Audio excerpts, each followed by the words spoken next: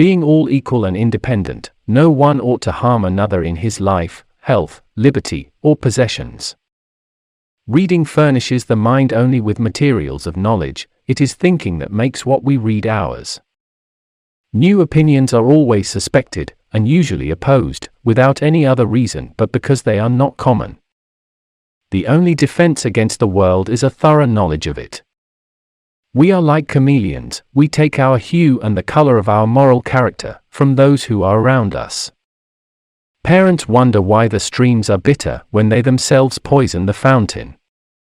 To love truth for truth's sake is the principal part of human perfection in this world, and the seed plot of all other virtues. Education begins the gentleman, but reading, good company, and reflection must finish him. Revolt is the right of the people. No man's knowledge here can go beyond his experience. To prejudge other men's notions before we have looked into them is not to show their darkness but to put out our own eyes. All wealth is the product of labor. New opinions are always suspected, and usually opposed, without any other reason but because they are not already common. No man's knowledge here can go beyond his experience. I have always thought the actions of men the best interpreters of their thoughts. Men being, as has been said, by nature, all free, equal and independent, no one can be put out of this estate, and subjected to the political power of another, without his own consent. No man's knowledge here can go beyond his experience. The state of nature has a law of nature to govern it, which obliges every one, and reason, which is that law, teaches all mankind, who will but consult it, that being all equal and independent, no one ought to harm another in his life, health, liberty, or possessions. Our business here is not to know all things, but those which concern our conduct. A sound mind in a sound body is a short, but full description of a happy state in this world. He that has these two, has little more to wish for, and he that wants either of them, will be little better for anything else. The only defense against the world is a thorough knowledge of it. A man has perfect liberty over his conscience, the liberty of judgment. If the magistrate commands what has already been divinely commanded, then the citizen is obliged to obey, and such laws cannot be unjust, for they do not bind a man's conscience or his action. Reverie is when ideas float in our mind without reflection or regard of the understanding. Few men think, yet all will have opinions. Hence men's opinions are superficial and confused. Fortitude is the guard and support of the other virtues.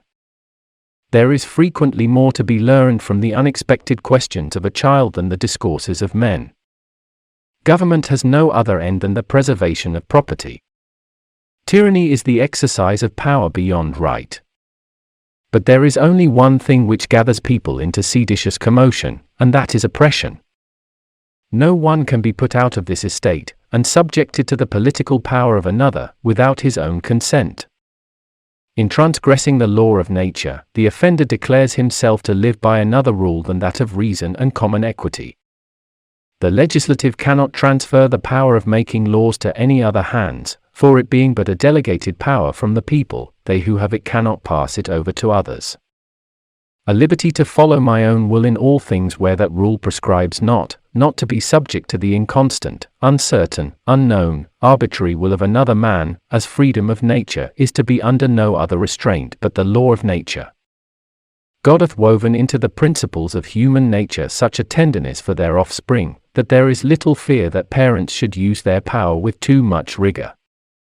For though the law of nature be plain and intelligible to all rational creatures, yet men, being biased by their interest, as well as ignorant for want of study of it, are not apt to allow it as a law binding to them in the application of it to their particular cases.